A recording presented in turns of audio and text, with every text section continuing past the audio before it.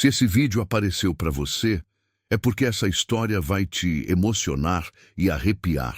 Então já se inscreve no canal se você gosta desse tipo de história e comenta aí de qual cidade você está assistindo.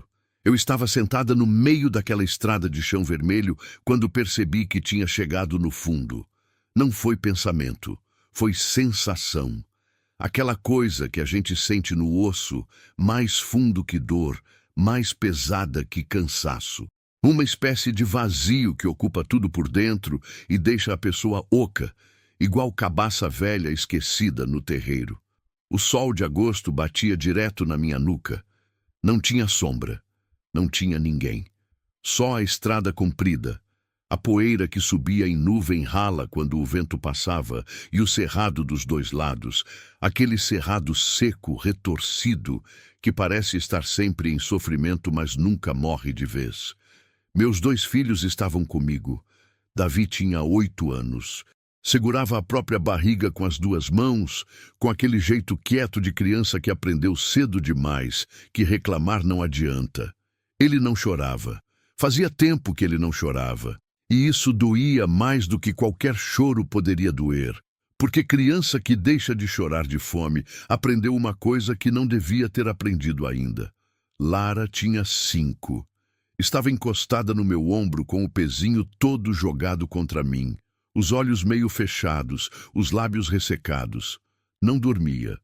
Só descansava do esforço de existir. Eu olhei para as minhas mãos espalmadas no joelho, mãos de trabalhadora, calejadas, com o verniz das unhas descascado faz tempo, com uma cicatriz velha no polegar direito de quando eu fui ajudar Hélio a consertar cerca e o arame arrebentou. Mãos que já tinham lavado muita roupa, plantado muito feijão, amassado muita massa, enterrado muito sonho. Hélio. Meu marido tinha morrido 18 meses antes, de infarte fulminante, sentado na própria cadeira de balanço na varanda, olhando o pôr do sol. O médico disse que foi rápido, que ele não sofreu. Como se isso fosse consolo. Como se eu não tivesse perdido não só o homem, mas o único fio que segurava toda a estrutura da minha vida. Depois dele veio o desmanche, não de uma vez, devagar como água que vai apodrecendo madeira por baixo. Você não vê, mas um dia pisa e o chão cede. Primeiro foram as dívidas que eu não sabia que existiam. Depois o banco. Depois os vizinhos que foram sumindo, um a um, com desculpas educadas. Depois a casa que a gente alugava, que o dono quis de volta. Depois o dinheiro que acabou no fundo de uma lata de mantimentos. Tentei trabalho de doméstica em Porangatu. Tentei vender quentinha, tentei costura, tentei pedir emprestado, tentei de tudo que uma mulher sem instrução, com 2 filhos pequenos e sem padrinho no mundo pode tentar. E agora estava aqui, nessa estrada, com R$ 42 na bolsa e um saco plástico com muda de roupa de cada um. Era tudo. Eu levantei a cabeça e olhei o horizonte. A estrada ia até onde meus olhos alcançavam e não chegava a lugar nenhum. Só cerrado, só céu branco de calor, só silêncio cortado de vez em quando pelo canto longe de um pássaro que eu não sabia nomear.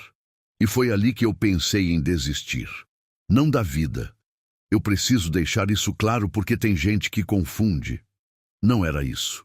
Era da luta, da tentativa, do esforço de acordar todo dia e carregar aquele peso imenso sem ter certeza de que ia fazer diferença. Porque tem uma hora que lutar sem enxergar saída cansa mais do que qualquer queda. Davi levantou o rosto e me olhou. Ele não perguntou nada. Só olhou, com aqueles olhos fundos que eram iguais aos do pai, daquele marrom quente de terra molhada. E naquele olhar tinha uma pergunta que ele não precisava fazer em voz alta. A gente vai ficar bem, mãe? Eu não soube responder. Então eu levantei as mãos. Não foi gesto bonito. Não foi pose de santinha, foi desespero puro, do mais bruto, o gesto de quem não tem mais para onde olhar a não ser para cima. Se ainda tem alguma coisa aí, eu disse em voz baixa, rouca de tanto engolir choro, me mostra agora, porque eu não aguento mais. O vento passou, balançou o capim seco dos dois lados da estrada. Levantou um remoinho de poeira vermelha que girou por uns segundos e foi embora. E então eu ouvi passos na terra, lentos e pesados, ritmados, vindo da direção que eu tinha vindo. Não era o vento, não era minha cabeça. Era real. Aquele som abafado de casco batendo em chão seco, cadenciado, que foi crescendo devagar até que eu consegui ver. Um cavalo branco. Branco de verdade, não esse branco amarelado que a maioria tem. Branco limpo, que parecia errado naquela paisagem toda, cor de ocre e cinza. Montado por um homem de chapéu, camisa xadrez, postura ereta de quem está acostumado com aquilo. Ele vinha devagar, sem pressa, como se tivesse todo o tempo do mundo. Eu não mexi. Fiquei parada, com os filhos dos dois lados, esperando o que viria. Ele chegou a uns 10 metros e parou. Ficou me olhando por um tempo que pareceu longo demais. Não era curiosidade no rosto dele, era outra coisa. Reconhecimento, quase, como de quem já viu aquela cena antes e sabe exatamente o que ela significa. Então ele desceu do cavalo. Devagar, sem alarme, amarrou o animal numa moita de murici na beira da estrada e veio andando na minha direção com aquele passo firme de homem de campo, botina levantando poeira fina. Parou na minha frente. "Você tá bem?" ele disse. A voz era grave, pausada, sem enrolação. Eu quis dizer que sim, que estava tudo bem, que a gente só estava descansando, que podia seguir em frente. Era o que eu diria para qualquer pessoa. Era o que eu sempre dizia. Mas minha boca não formou as palavras. Só balancei a cabeça. Devagar, de lado.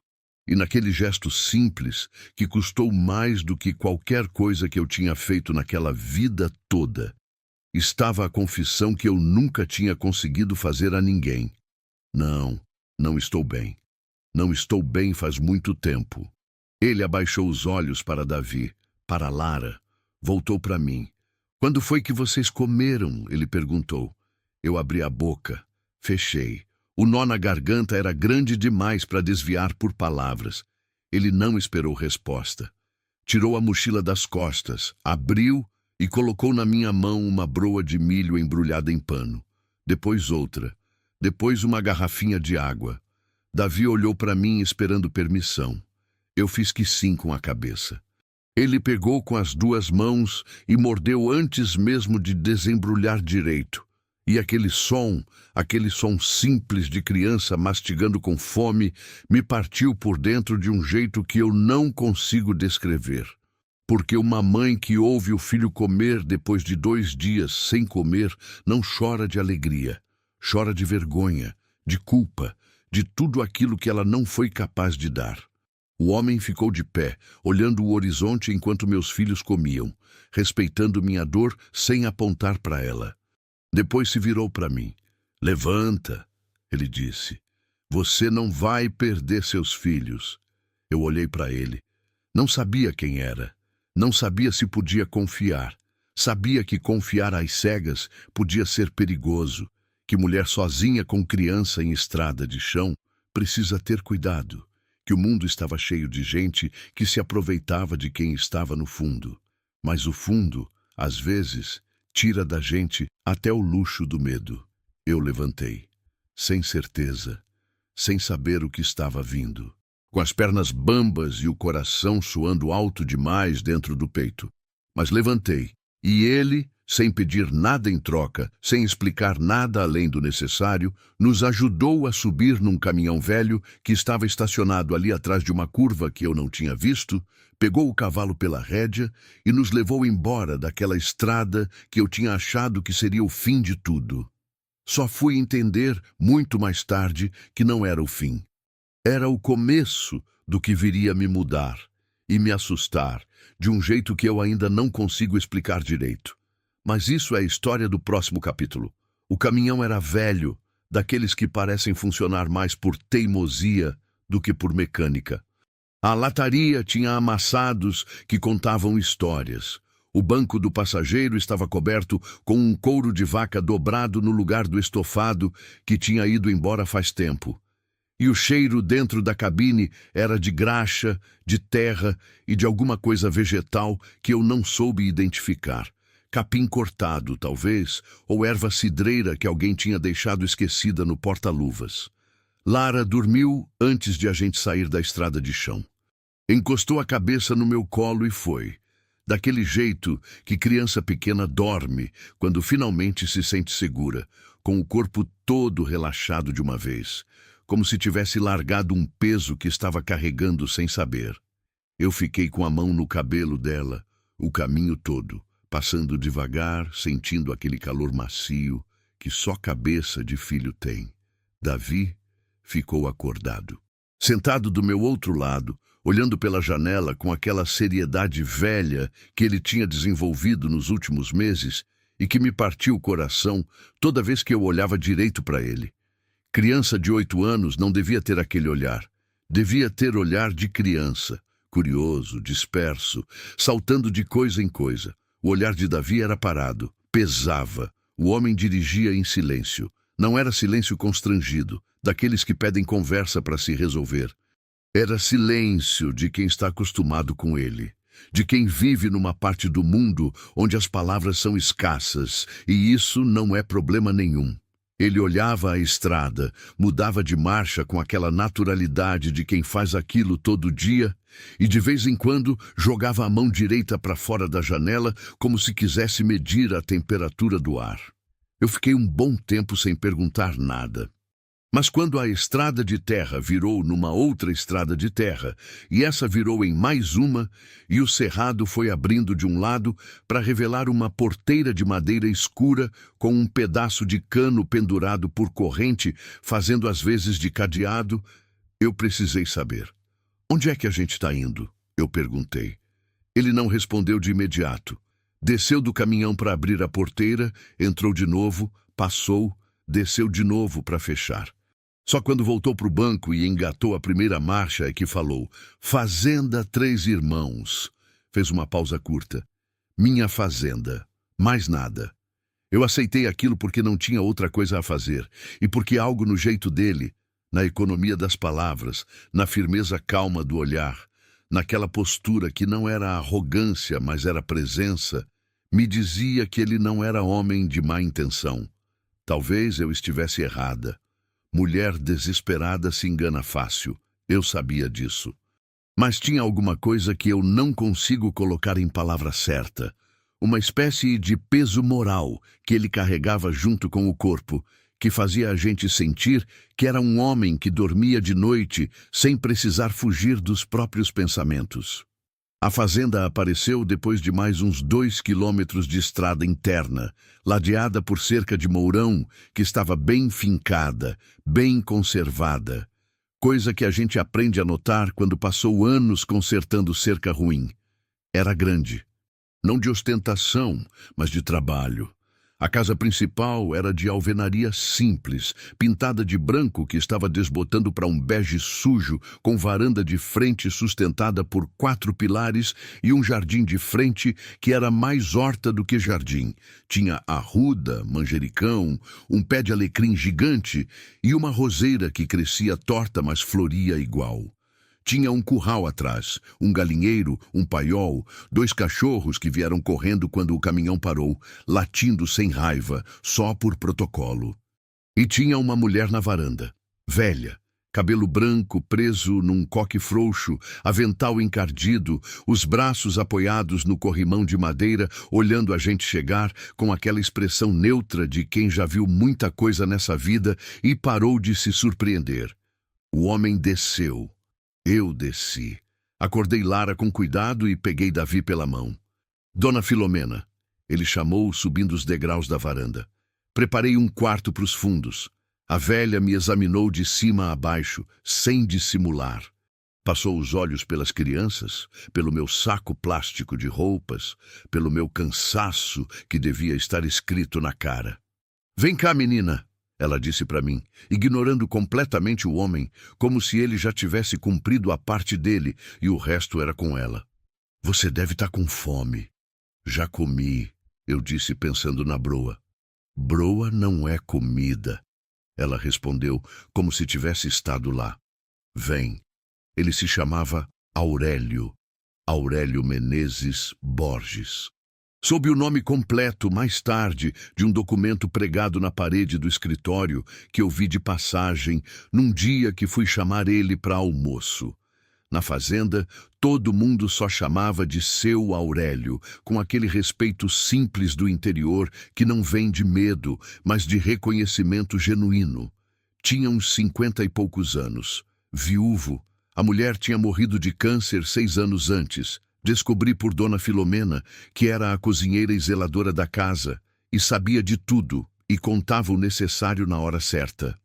Não tinha filhos, tinha a fazenda, tinha os peões, tinha o trabalho. Naquela primeira noite, eu sentei à mesa com meus filhos e Dona Filomena serviu arroz, feijão, carne de sol desfiada, maxixe refogado e farinha.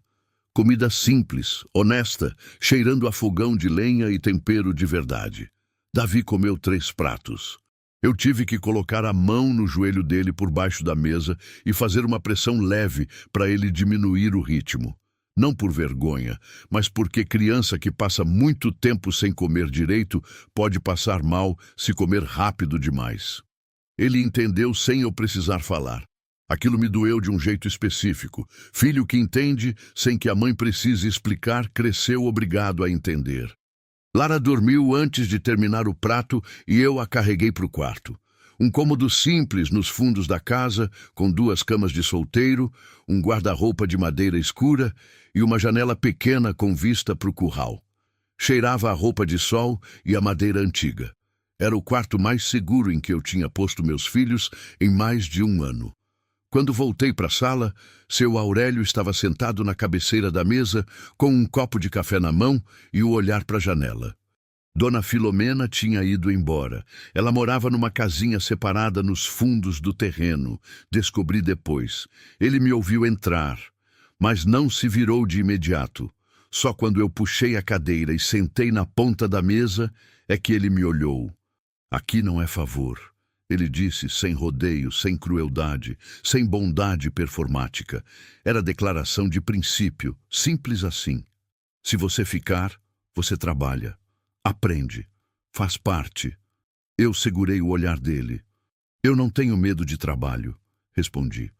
Eu sei, ele disse. Eu vi sua mão quando você pegou a broa. Ficamos um momento em silêncio. O grilo cantava lá fora, insistente. Um sapo respondeu de algum lugar perto do açude. Seus filhos ficam na escola do distrito, ele continuou. Tem um transporte que passa segunda, quarta e sexta. Nas outras eu levo. Tomou um gole de café. Você vai aprender o que precisar aprender. Eu ensino o que sei. O resto você vai pegando. Eu quis perguntar por quê. Por que ele tinha parado naquela estrada? Por que tinha trazido 3 estranhos para dentro da própria casa? Por que estava fazendo aquilo? Mas antes que eu falasse, ele se levantou, levou o copo para a pia, lavou, secou com cuidado, pendurou no gancho. Descansa, ele disse de costas. Amanhã começa cedo, e saiu. Amanhã chegou com o galo cantando antes das 5, eu já estava acordada. Nunca precisei de despertador. Era Hélio quem dormia pesado, quem precisava de 2 alarmes, quem levantava grunhindo e ia caminhar descalço até a cozinha para tomar o café que eu já tinha feito. Eu sempre fui de abrir o olho com o primeiro sinal de claridade, aquela luz azul cinza que antecede o sol e deixa tudo com aquela aparência de mundo recém-lavado.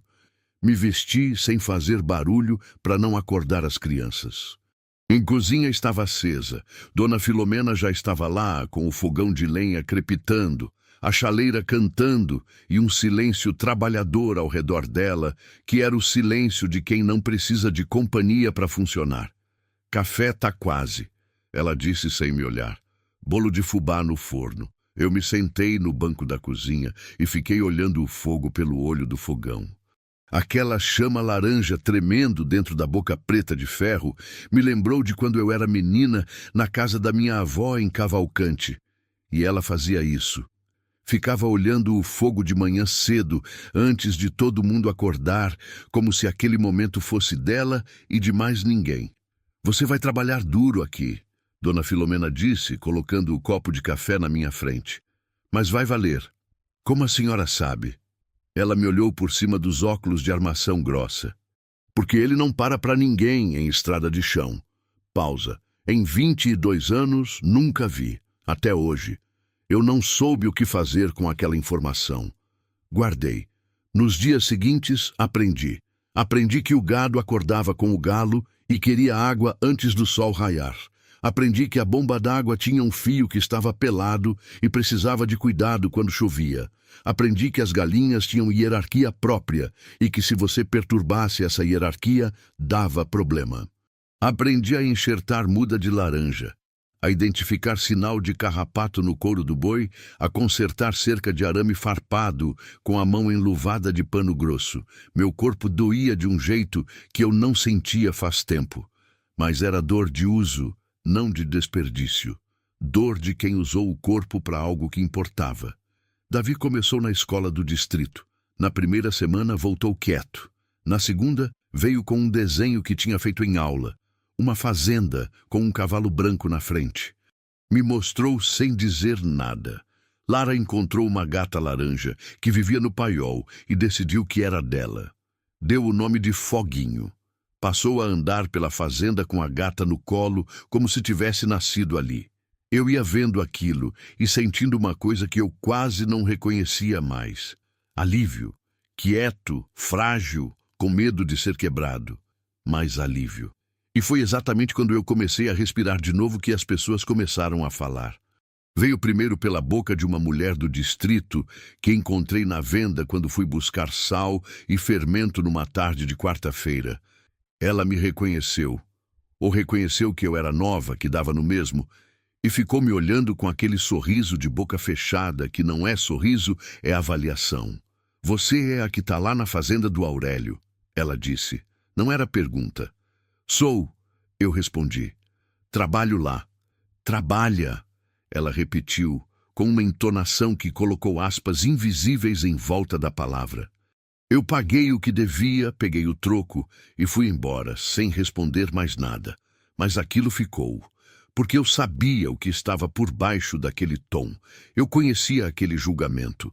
Tinha crescido numa cidade pequena, sabia como funciona a máquina de moer nome de mulher que não tem marido, não tem parente conhecido, não tem história que o lugarejo já conheça e possa classificar. Eu não pertencia ali. E para algumas pessoas, isso era o bastante para eu não merecer estar ali. Na semana seguinte, chegou até mim por Dona Filomena, que contou com aquela neutralidade de quem informa sem opinar, que estavam dizendo no distrito que eu era aproveitadora, que tinha seduzido o viúvo, que meus filhos eram de pais diferentes, que eu ia ficar até sugar o que tinha para sugar e sumir. Eu ouvi tudo, engoli. E no dia seguinte, acordei antes do galo, fui pro curral, tratei o gado, consertei um pedaço de cerca que tinha arrebentado na noite anterior, plantei 2 fileiras de quiabo na horta nova e voltei para casa quando o sol já estava alto e quente, com as mãos marcadas de trabalho e a cabeça erguida. Porque quem já chegou no fundo de verdade não tem medo de língua de gente que nunca desceu lá. Mas o que eu não sabia, o que nenhuma de nós duas sabia, nem eu nem aquela mulher da venda, é que o julgamento delas era a menor das minhas preocupações. O que estava para vir era muito maior do que fofoca de distrito. E começou com uma coisa pequena, quase boba, uma porta. No fundo do paiol, atrás de uma pilha de sacos de ração que ninguém movia faz tempo, havia uma porta de madeira velha, com cadeado enferrujado, que ninguém nunca tinha me explicado o que era. E uma noite de lua cheia em que eu não conseguia dormir e fui até o paiol buscar um cobertor que eu tinha deixado sobre um caixote.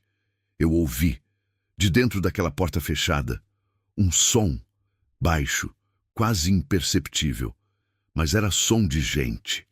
Eu fiquei parada, não sei por quanto tempo. O tempo faz isso em momentos de susto real.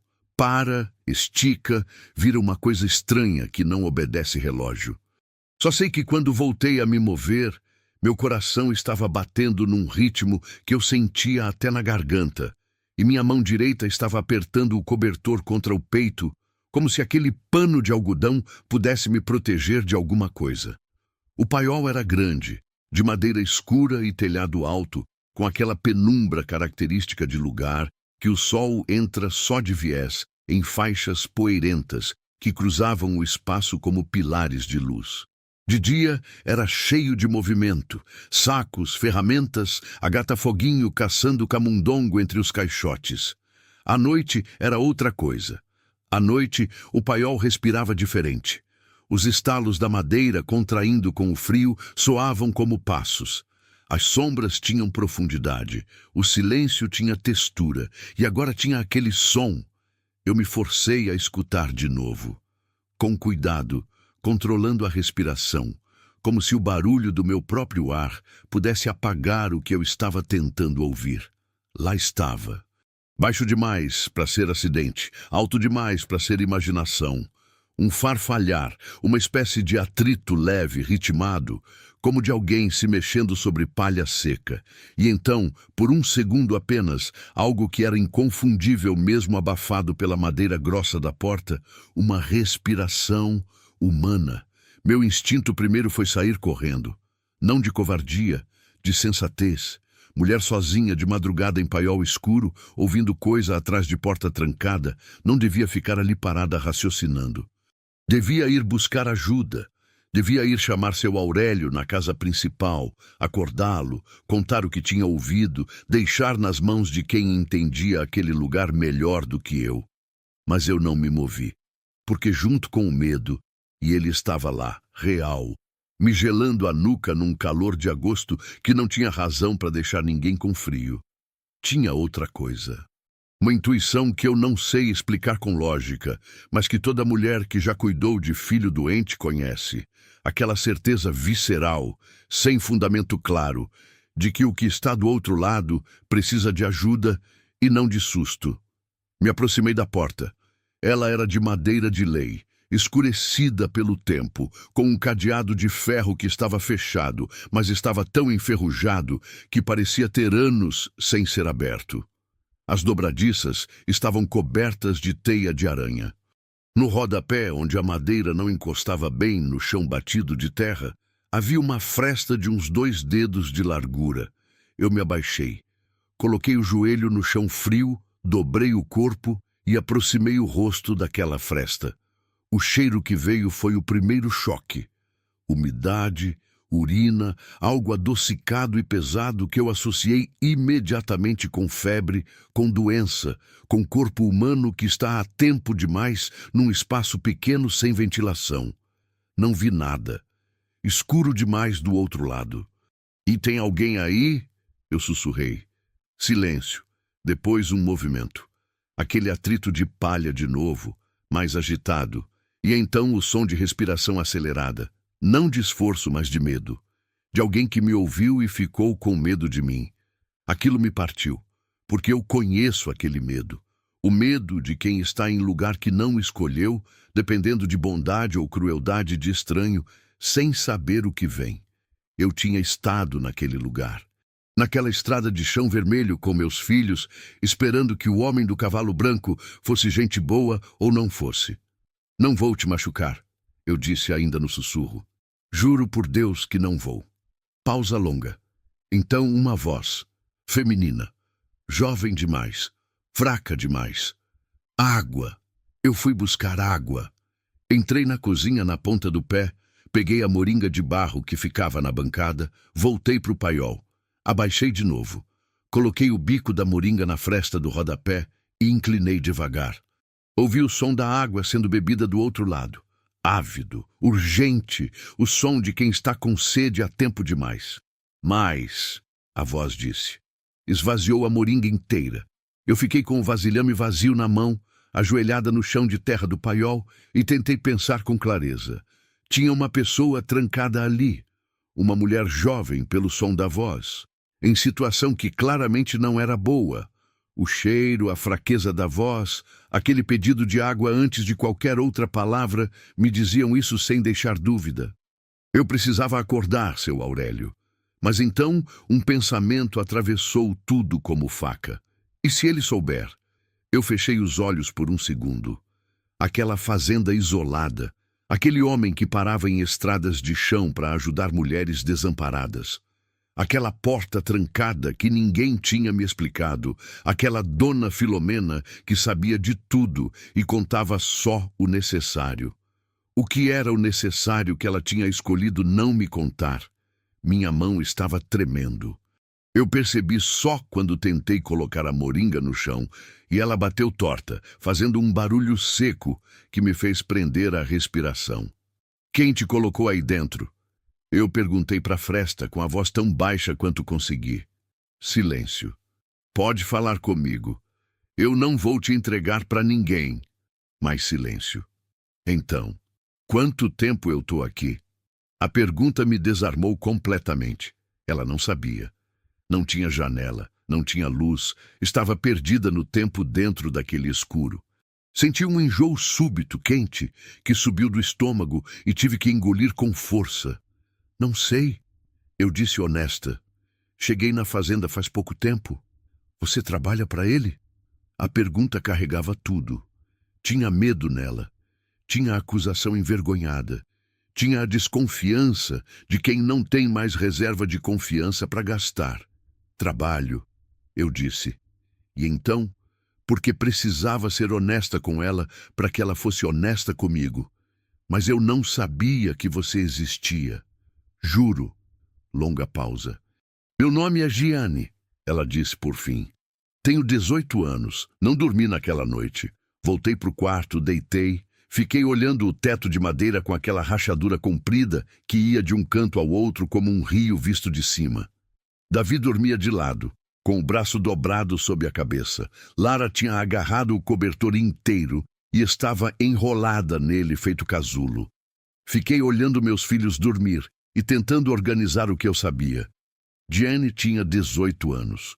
Tinha chegado na fazenda, pelas informações que ela me deu aos pedaços, com aquela voz fraca e desconfiada, vinda de Arraias, no Tocantins, alguns meses atrás. Tinha visto um anúncio de trabalho doméstico colado num poste de cidade pequena. Precisamos de empregada para a fazenda, boa remuneração, transporte incluso. Era o tipo de coisa que aparecia por toda a região, o tipo de coisa que jovem sem opção lê e acredita porque precisa acreditar. Ela tinha acreditado. Quando chegou, percebeu que não era o que parecia, que o trabalho era diferente do prometido, que o salário nunca vinha, que quando tentou ir embora, descobriu que não podia, que o homem que tinha feito o transporte tinha ficado com seus documentos, sua bolsa, seu celular, e que a fazenda ficava longe demais de qualquer lugar para ela chegar a pé sem ser encontrada antes. Ela tinha tentado fugir 3 semanas atrás. Tinha chegado perto da porteira quando um dos peões a viu. Foi levada de volta. Trancada no paiol, até aquela noite. Eu me virei de lado na cama e fiquei olhando a parede. Tentei construir outra explicação. Tentei me convencer de que eu tinha entendido errado, que a história tinha buracos, que Jean podia estar exagerando, que mulher desesperada distorce as coisas, que podia haver alguma versão diferente daquilo que eu ainda não conhecia.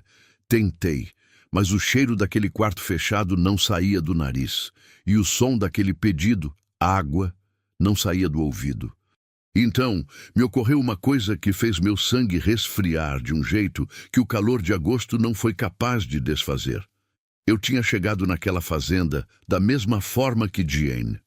Mulher desamparada, filhos pequenos, sem dinheiro, sem documento próprio de posse de nada, sem ninguém no mundo que soubesse onde eu estava. A única diferença entre mim e ela era aquela porta trancada. E qual era a diferença entre mim e ela? Porque eu estava do lado de fora e ela do lado de dentro. Porque eu tinha chegado primeiro. Porque eu tinha me mostrado mais útil. Porque seu Aurélio ainda não tinha decidido o que ia fazer comigo. Ou porque eu ia ser a próxima. Quando o galo cantou, eu já estava levantada. Me vesti com cuidado. Coloquei o tênis amarrado bem, como quem vai precisar dos pés. Acordei Davi com a mão no ombro, devagar. Ele abriu os olhos e me olhou. Mãe! Fica quieto, eu disse no sussurro. Escuta o que eu vou falar. Ele sentou na cama. 8 anos, mas com aquele entendimento velado de criança que já aprendeu a ler tom de voz mais do que palavras. Eu me ajoelhei na altura dele.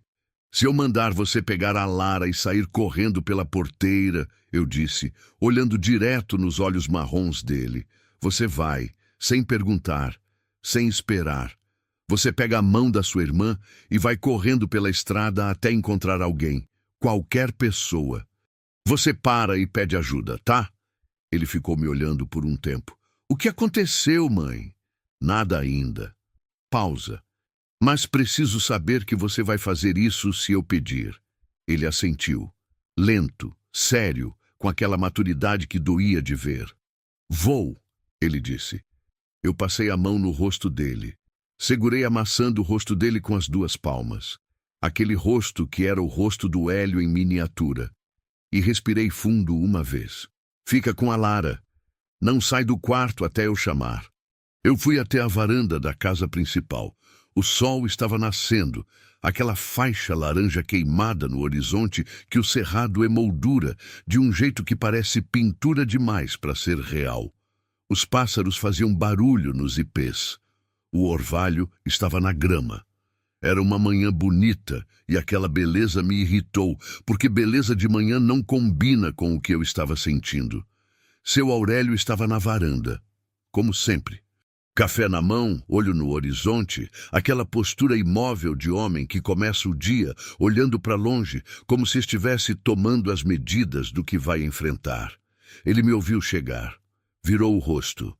Cedo, ele disse. É, eu respondi. Fui até a cadeira mais próxima e sentei. Não na ponta, não de modo hesitante. Sentei de frente para ele, com a coluna ereta, as mãos no joelho, e o olhei direto. Ele esperou. Tem uma moça trancada no paiol, eu disse. O silêncio que veio depois foi diferente de todos os silêncios que eu tinha experimentado naquela fazenda. Não era o silêncio do cerrado, nem o silêncio de homem que pensa antes de falar. Era um silêncio que pesava, que tinha forma. Ele não desviou o olhar de mim, eu não desviei o meu. Por um momento só o vento, só o canto do pássaro lá no ipê. E então seu Aurélio fechou os olhos, devagar. Colocou o copo de café na mesinha ao lado. E quando abriu os olhos de novo, eu vi neles algo que eu não estava esperando. Não era raiva, era dor. Eu sei, ele disse. Eu precisei ouvir de novo para acreditar. Você sabe. Não era pergunta, era repetição. Daquelas que a gente faz quando a mente recebe uma informação que não cabe direito no espaço que existe para ela e precisa de um segundo para reorganizar tudo ao redor. Ele assentiu. Uma vez. Devagar. Eu fiquei parada na cadeira com as mãos abertas no joelho e tentei sentir o que estava sentindo. Era raiva? Era medo?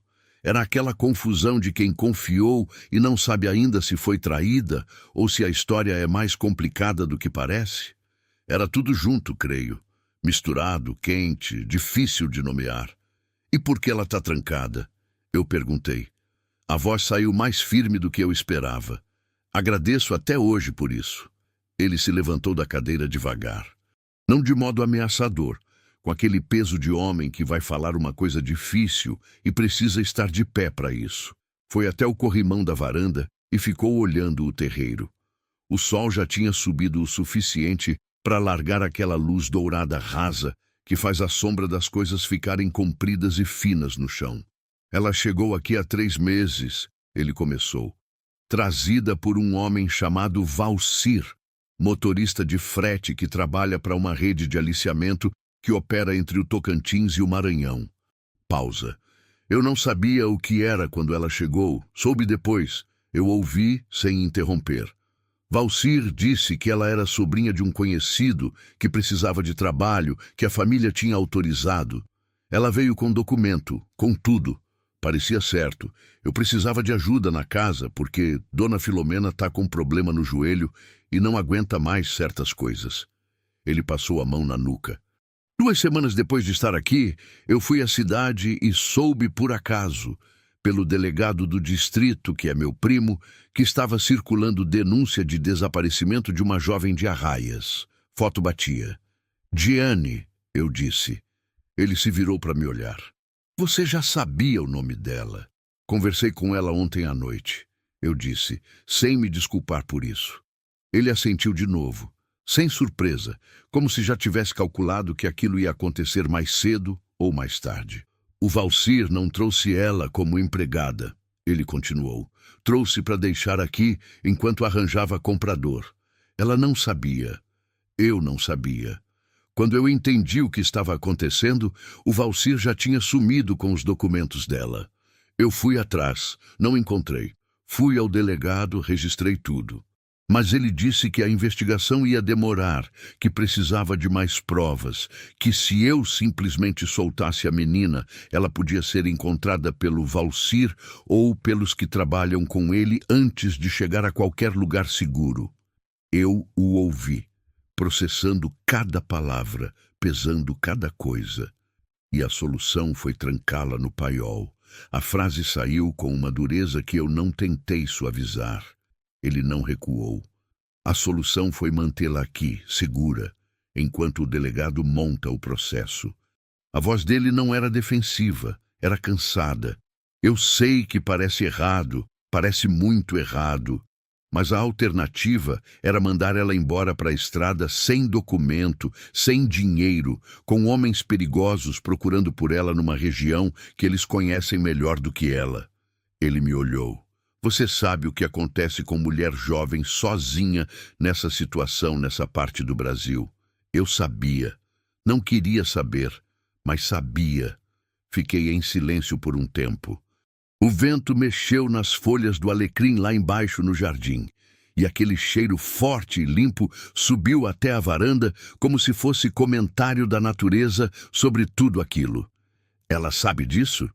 Eu perguntei. Que você está tentando ajudar? A hesitação que veio antes da resposta me disse mais do que a resposta. Ela não confia em mim, ele disse. Não tem razão para confiar. Do ponto de vista dela, chegou aqui enganada, perdeu os documentos, tentou sair, foi impedida, foi trancada. O que eu digo não muda o que ela viveu. Pausa curta. E eu não posso culpar ela por isso. Eu me levantei da cadeira. Fui até o corrimão do lado dele, mas sem encostar. Fiquei olhando o mesmo terreiro que ele olhava, com o mesmo sol de cedo, e tentei organizar o que eu sentia em alguma coisa que eu pudesse usar. Ela precisa sair do paiol, eu disse. Eu sei. Hoje. Eu sei disso também. E precisa saber o que está acontecendo, da boca de alguém que ela possa ouvir. Ele me olhou de lado. Ela vai ouvir de você? Eu não tinha certeza, mas eu era mulher. Eu tinha chegado naquela fazenda desamparada, da mesma forma que ela. Eu tinha sentado no chão daquele paiol e dividido uma moringa de água pela fresta de uma porta. Não era muito, mas era alguma coisa. Vou tentar, eu disse. Dona Filomena soube antes de eu chegar na cozinha. Não sei como. Aquela mulher tinha algum sistema próprio de informação que dispensava palavras, um radar calibrado por décadas de vida, observando gente. Quando eu entrei, ela já estava com uma bandeja preparada, pão, queijo, um copo de suco de caju, uma banana. Leva para elas, ela disse, sem olhar do fogão. Eu peguei a bandeja. A senhora sabia? Eu perguntei. Ela ficou um momento sem responder. Mexeu o angu na panela, raspou o fundo com a colher de pau, abaixou o fogo. Sei de muita coisa que não me pediram para saber, ela disse por fim. E fico quieta na maioria das vezes porque quieto é mais seguro. Me olhou por cima dos óculos.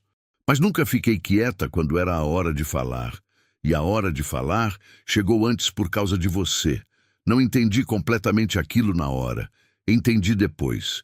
Seu Aurélio abriu o cadeado do paiol sem cerimônia, no meio da manhã, com o sol já alto e o calor começando a apertar. Eu estava do lado de fora com a bandeja.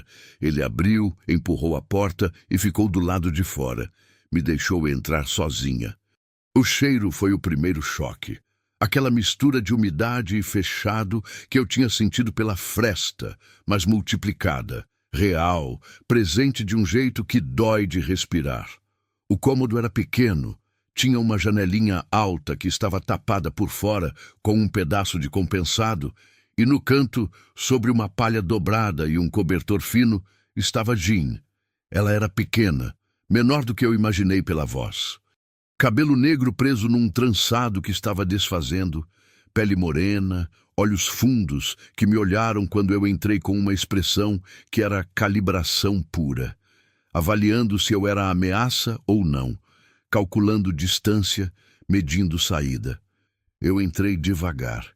Me abaixei para ficar na altura dela. Coloquei a bandeja no chão entre nós duas.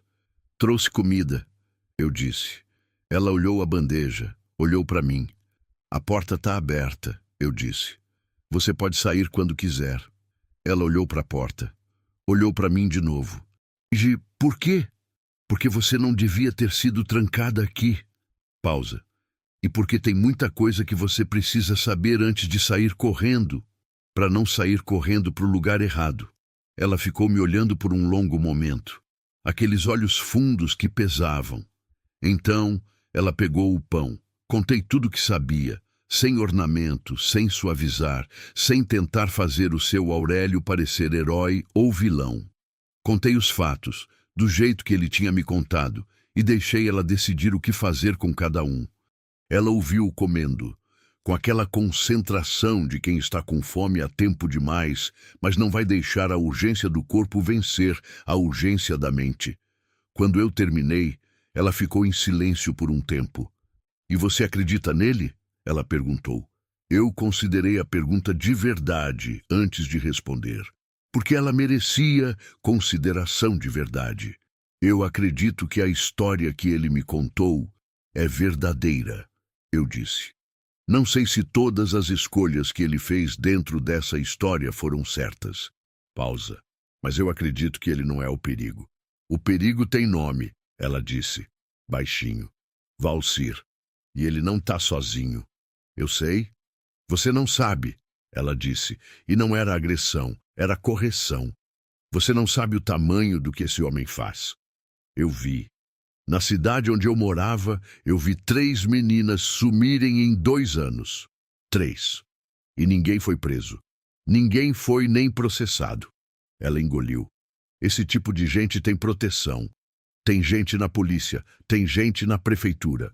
Quando a delegacia local diz que vai investigar, pode ser investigação de verdade, pode ser investigação de mentira feita para dar tempo para o Valcir sumir. Aquilo caiu em cima de mim feito pedra em água parada, porque eu tinha ouvido seu Aurélio dizer. Fui ao delegado, registrei tudo, e tinha aceitado aquilo como passo certo, como caminho seguro. E se não fosse? E se o delegado, primo de seu Aurélio, homem do distrito, fosse parte daquilo? Ou se não fosse parte, mas fosse descuidado, fosse falho, deixasse escapar informação para o lugar errado sem querer? E se o tempo que a investigação estava levando não era burocracia, era aviso? Senti minha nuca arrepiar de um jeito que não tinha nada a ver com o calor. Você tem alguém? Eu perguntei. Alguém de fora, família, amigo, qualquer pessoa. Minha mãe, ela disse, em Arraias. Mas meu celular tá com o Valcir, e eu não sei se ele tá monitorando ela, tentando usar ela para me encontrar. Não sei se posso ligar para casa sem colocar ela em perigo. Eu pensei. Pensei naquelas 3 meninas que ela tinha mencionado, no tamanho daquilo. Na extensão de uma rede que opera entre estados, que tem caminhão de frete, que cola anúncio em poste de cidade pequena, que sabe exatamente onde pescar porque conhece a água, conhece a pobreza, o desamparo, a necessidade de confiar quando não tem mais nada a perder. Eu tinha quase caído nessa água. Se não fosse que seu Aurélio tinha chegado primeiro, antes do Valcir, ou de quem quer que estivesse na estrada atrás de mim, o que teria acontecido? Essa pergunta me assentou no fundo do estômago feito seixo e ficou lá. Você vai sair do paiol, eu disse para Giane. Vai ficar no quarto comigo e com meus filhos, e a gente vai pensar junto o que fazer. Não o delegado dele, não o sistema que pode estar furado. A gente. Ela me olhou por um longo tempo. Por que você está fazendo isso?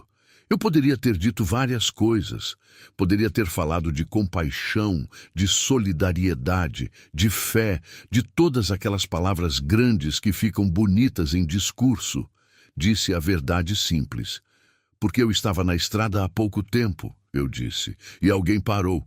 Naquela tarde, seu Aurélio ligou para o celular do primo delegado e o celular não atendeu. Ligou de novo à noite. Nada. Foi até a cidade no dia seguinte de manhã cedo. Voltou 2 horas depois com a cara fechada e um silêncio diferente daquele silêncio de costume. Silêncio de má notícia. Eu estava na varanda quando ele chegou. Me olhou. Sentou na cadeira. Demorou.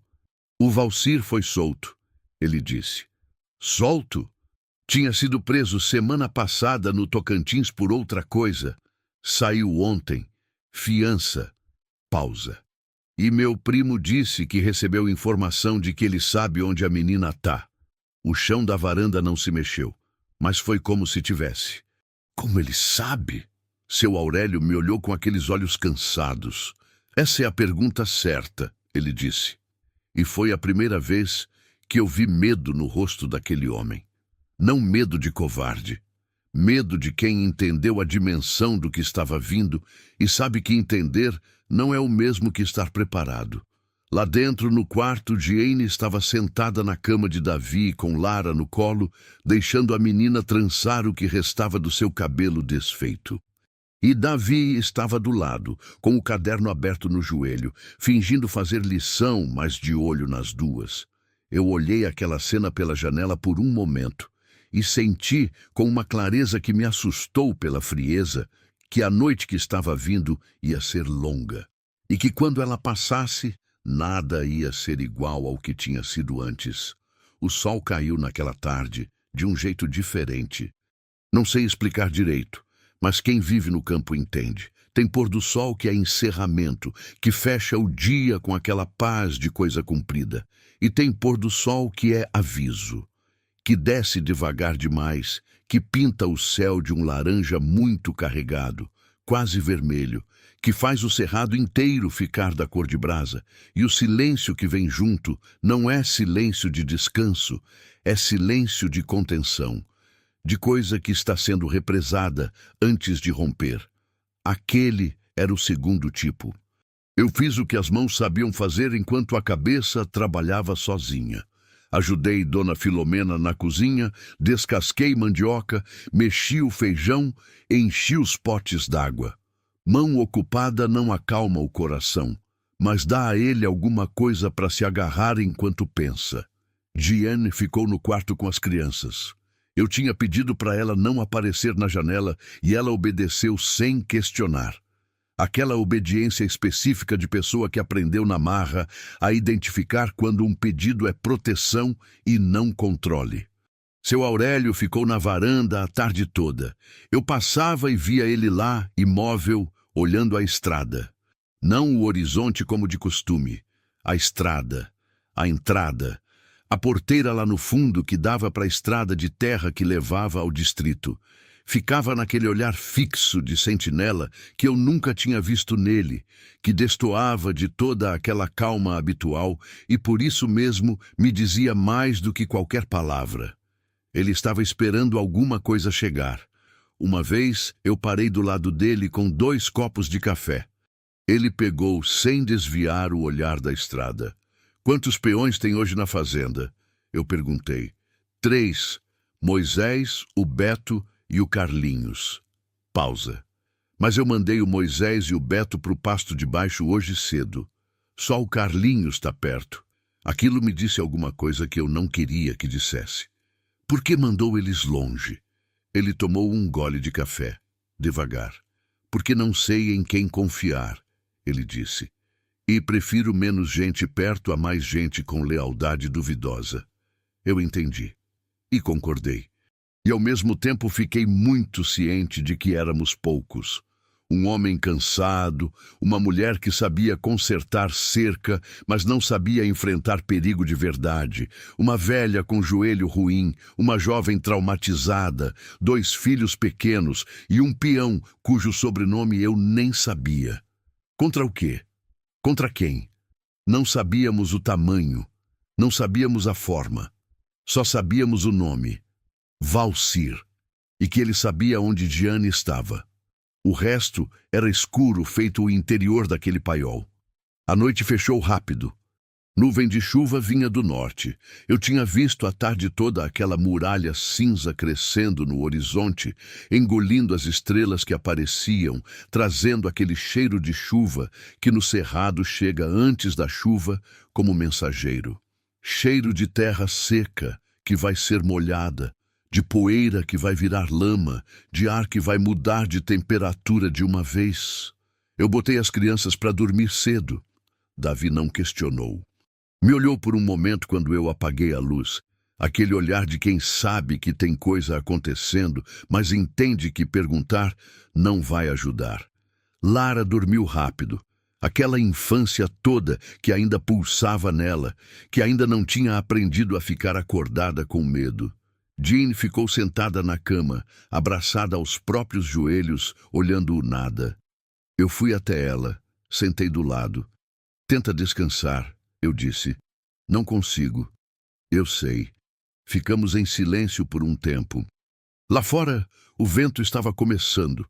Aquele vento de antes de chuva que vem em rajadas, que balança os galhos dos ipês e faz a telha de Eternite gemer como animal acordando. Minha mãe não sabe se eu tô viva, Jane disse. A voz era baixa, sem dramaturgia. Era pior assim. Quando a dor não tem encenação, quando é só fato seco, ela ocupa mais espaço. Ela vai saber, eu disse. Você não pode prometer isso. Não posso, concordei. Mas vou fazer o que puder para que aconteça. E às vezes fazer o que pode é tudo que existe. Ela encostou a cabeça na parede, olhou o teto. Por que o mundo é assim? Ela perguntou. Não para mim. Era a pergunta que não tem destinatário certo, que a gente solta pro ar quando não tem mais para onde mandá-la. Eu não respondi, porque não tinha resposta. E porque às vezes presença vale mais que palavras, e fica mais honesto calar do que inventar consolo que não existe. Fiquei sentada do lado dela até ela fechar os olhos. Meia-noite, o cachorro latiu, não o latido de protocolo de quando alguém chegava de dia, aquele curto, quase social. Era o latido de madrugada, aquele que vem do fundo do instinto do animal, grave e urgente e sem parar, que faz apelo da gente arrepiar antes mesmo de a cabeça entender por quê. Eu já estava acordada. Fui até a janela no escuro sem acender nada e me pus de lado no batente para olhar o terreiro sem ser vista. A lua tinha sumido atrás das nuvens e estava tudo muito escuro. Mas os olhos se acostumam quando precisam, e em poucos segundos eu comecei a distinguir formas. O contorno da goiabeira, o vulto do galpão, a linha da cerca, e uma luz, pequena, circular, balançando, lanterna, vindo da direção da porteira. Meu coração foi pro pescoço de uma vez. Eu me virei. Jane estava de pé atrás de mim. Ela também tinha ouvido, também tinha vindo até a janela no escuro, e me olhava com aquela expressão que eu nunca quero ver no rosto de ninguém de novo. Reconhecimento. Ela conhecia o que estava chegando. Tinha nome e forma na cabeça dela, e aquele reconhecimento era pior que surpresa. Porque surpresa ainda tem aquela margem de esperança de que você identificou errado. Ela não tinha dúvida. É ele, ela sussurrou. Eu peguei a mão dela. Apertei forte. Fica aqui, eu disse. Não sai desse quarto. Olhei para a cama onde Davi e Lara dormiam. Cuida deles, ela me olhou. Você vai para onde? Eu não respondi. Fui. O corredor estava escuro. Passei pela cozinha, peguei a lanterna que ficava no gancho da parede. Não acendi, só segurei e saí pela porta dos fundos que dava para o terreiro lateral, longe da frente da casa, onde a luz estava. A chuva começou no momento em que eu pus o pé lá fora. Não chuva de aviso, de gotas esparsas. Chuva de uma vez, daquelas que o cerrado faz quando resolve, que encharca em segundos e transforma o chão de pó em lama antes que você entenda o que está acontecendo. Quente no início, como água de torneira esquecida no sol, e depois esfriando rápido à medida que o vento aumentava. Eu me encolhi contra a parede da casa e fiquei parada, deixando os olhos trabalharem. Tinha 2 vultos na direção da porteira. 2, não um. Um estava com a lanterna. O outro era mais alto, mais largo, vinha alguns passos atrás. Os 2 se moviam com aquela cautela específica de quem não quer ser ouvido, mas que já assumiu que vai precisar agir e está só escolhendo o momento. Onde estava seu Aurélio? Como se meu pensamento tivesse invocado ele, ouvi um estalo de madeira à minha esquerda, a porta da varanda abrindo. E a voz dele, firme, sem grito, no volume exato de quem sabe que vai ser ouvido e não precisa elevar o tom. Porteira fechada. Propriedade privada. A lanterna parou. Silêncio. Só a chuva batendo no telhado, no chão, nas folhas da goiabeira, aquela percussão densa que, ao mesmo tempo, esconde e amplifica tudo. Seu Aurélio. A voz que veio de trás da lanterna era masculina, pausada, com aquela calma artificial de quem está acostumado a usar o tom de voz como instrumento de intimidação. Vim só buscar o que é meu. Não tem nada seu aqui, seu Aurélio respondeu. Tem uma menina. Pausa calculada. Você sabe disso. Eu sei disso. E sabe o que mais eu sei? Que você não registrou nada em lugar nenhum que valha. Meu primo trabalha no cartório. Uma pausa. Solta a menina e não tem problema nenhum. Para você, para sua fazenda, para essa mulher estranha que você trouxe com os filhos dela. O estômago caiu. Ele sabia de mim. Claro que sabia.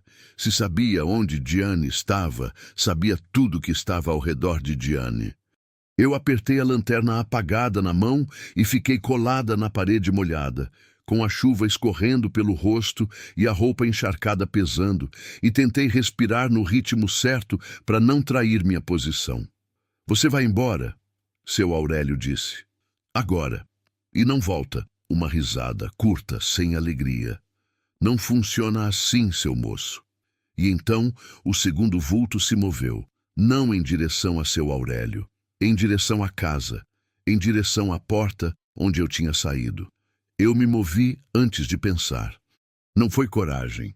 Coragem é quando você tem medo e escolhe agir assim mesmo, com a consciência do risco. Aquilo foi instinto puro, aquele instinto de mãe que não tem vocabulário e não precisa ter, que existe antes da linguagem e opera mais rápido do que qualquer pensamento formulado. Meus filhos estavam naquela casa. Eu dei a volta pelo fundo, correndo na lama, escorregando, me segurando no canto da parede com a mão que não estava com a lanterna. Cheguei na porta dos fundos antes do vulto chegar na porta da frente. Entrei, fechei o trinco. Fui até o corredor. Carlinhos!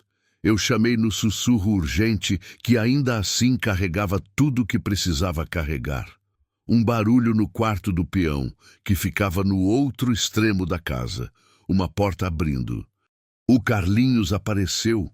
20 e poucos anos, cabelo bagunçado de sono, mas os olhos já acordados com aquela velocidade de quem passou a vida em fazenda e aprendeu que barulho de madrugada não é hora de demorar para entender. Eu não precisei explicar muito. Talvez pela minha cara. Talvez porque ele também tinha ouvido o cachorro, também tinha acordado antes de eu chamar. Tem 2 lá fora, eu disse. Um tá com seu Aurélio na frente. O outro estava vindo para cá. Ele assentiu. Foi até o quarto dele, voltou com uma espingarda de caça velha que eu não soube dizer se funcionava, mas que existia, e isso era alguma coisa. Ficamos no corredor escuro, ouvindo. A chuva batia. O vento batia. O cachorro tinha parado de latir, não sei se por quê, e não saber me perturbava mais do que o latido. Então, pancada na porta da frente, forte, 3 vezes, com o punho, não com os nós dos dedos. O som de quem não está pedindo está anunciando. Eu olhei o Carlinhos, ele olhou para mim. Fui até a porta do quarto. Abri devagar. Jane estava de pé no meio do cômodo, com Lara agarrada na cintura dela. Lara tinha acordado. Não estava chorando. Estava com aquela cara de criança que sente que não pode chorar. Davi estava de pé do lado da janela, de costas para a parede, exatamente do jeito que eu tinha ensinado, sem ensinar, sem se expor, mas de olho no que estava lá fora. 8 anos. Meu Deus! Mãe! Ele disse quando me viu, numa voz que tentava ser firme e não conseguia de todo. Tô aqui, eu disse. Entrei no quarto. Fechei a porta atrás de mim. Me ajoelhei na altura de Lara e Davi ao mesmo tempo, abraçando os dois, e falei baixinho no ouvido de cada um. Fiquem longe das janelas. Fiquem no canto. Não saem daqui por nada. Lara enterrou o rosto no meu pescoço. Davi assentiu. Eu me levantei e olhei para Giane. Ela estava pálida, os olhos fixos na porta do quarto como se pudesse ver através da madeira o que estava do outro lado. Aquele reconhecimento de novo, ela conhecia o padrão, sabia como aquilo se desenvolvia, e o saber era quase pior do que o não saber. Jean, eu disse, firme, até ela desviar os olhos da porta e me olhar. Você não vai voltar para esse homem. Ela me olhou. Você não pode garantir isso. Não posso, eu disse pela segunda vez naquela noite. Mas já te disse, faço o que posso. Do lado de fora, a pancada na porta parou. Silêncio. Pior do que a pancada. Então a voz de seu Aurélio, mais perto agora, na varanda, polícia vai chegar em 20 minutos. Liguei antes de vir para fora. Uma pausa. Você decide o que faz com esse tempo. Mentira ou verdade? Eu não sabia. Não sei se ele sabia. Mas foi dito com aquela firmeza de quem não tem nada a perder ao dizê-lo, e às vezes firmeza vale mais que fato. Silêncio mais longo. A chuva continuou. E então, passos, afastando. Lentos no início, depois mais rápidos, depois o som de um motor sendo dado à partida lá na estrada, do outro lado da porteira que eles nunca tinham conseguido abrir. O motor cresceu. Depois foi embora. Ficou só a chuva. Eu fui até a varanda. Seu Aurélio estava parado no meio do terreiro, encharcado, olhando a direção que o som do motor tinha tomado. Quando me ouviu chegar, se virou. Nenhum de nós falou por um tempo. A chuva caía entre nós dois, fina agora, quase garoa, aquela chuva que o sertão faz quando já disse o que tinha a dizer e está só terminando. A polícia realmente foi chamada? Eu perguntei. Foi, ele disse, mas não em 20 minutos. Pausa. Liguei para um contato em Palmas que eu devia ter ligado desde o início, antes do delegado daqui. Demorei porque não queria acreditar que precisava desconfiar do primo. Ele olhou as mãos. Errei nisso. Errou. Eu confirmei. Ele assentiu sem desviar. Eles chegam amanhã de manhã. Vão levar a Diane para depoimento formal em Palmas, com proteção. Eu fiquei olhando a chuva por um momento. E o Valcir vai ser preso? Esse, não sei. Honesto, mas agora tem registro formal, depoimento, processo real. Não depende mais só de primo de delegado de distrito. Pausa longa. É o que eu tenho. Eu aceite aquilo. Não com alegria, não com alívio completo. Com aquela aceitação cansada de quem sabe que o mundo não se resolve de uma vez, que justiça, quando vem, vem devagar e com lacunas, e que às vezes o melhor que existe não é o suficiente, mas é o que há. Ela vai ter que ser forte mais um pouco, eu disse. Ela é forte, ele respondeu. Você viu ela até hoje. Sobreviveu coisa que quebrava outra pessoa. Olhei para ele. Você também errou com ela. Trancá-la ali. Errei, ele disse de novo sem recuar. Vou pedir perdão a ela. E ela vai decidir se aceita ou não. Nós dois ficamos parados na chuva que diminuía, no terreiro que cheirava a terra molhada e capim encharcado, com as luzes apagadas da casa atrás de nós e o cerrado lá fora escuro e vasto e indiferente à nossa medida humana de certo e errado. E eu pensei em Hélio, não sei por que naquele momento, talvez porque era noite, e de noite a saudade escolhe a hora. Talvez porque tinha acabado de passar por uma das noites mais assustadoras da minha vida e queria que ele tivesse estado lá. Não para me salvar. Eu não precisava ser salva.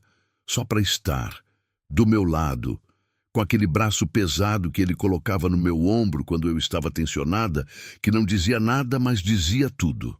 A chuva parou de vez. Uma estrela apareceu no buraco que se abriu nas nuvens. Só uma, mas estava lá. Eu respirei fundo o cheiro de terra molhada. E entrei para cuidar dos meus filhos. A polícia chegou antes do sol esquentar. 2 homens de Palmas, roupa civil, placa de outro estado. Jipe branco na frente, viatura atrás. Vieram sem alarme, sem aquela pompa de quem quer parecer importante. Desceram, cumprimentaram seu Aurélio com aperto de mão firme e pediram para falar com Giane. Eu fui com ela. Não me pediram para ir, mas ela me olhou antes de sair do quarto e aquele olhar era pedido suficiente. Fui do lado, sentei do lado, fiquei do lado enquanto ela contava tudo.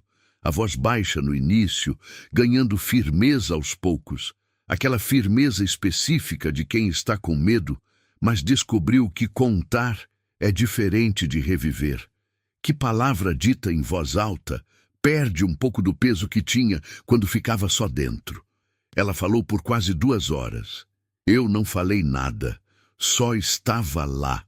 Levaram Jeanne naquela tarde. Ela veio me abraçar antes de entrar no Jeep.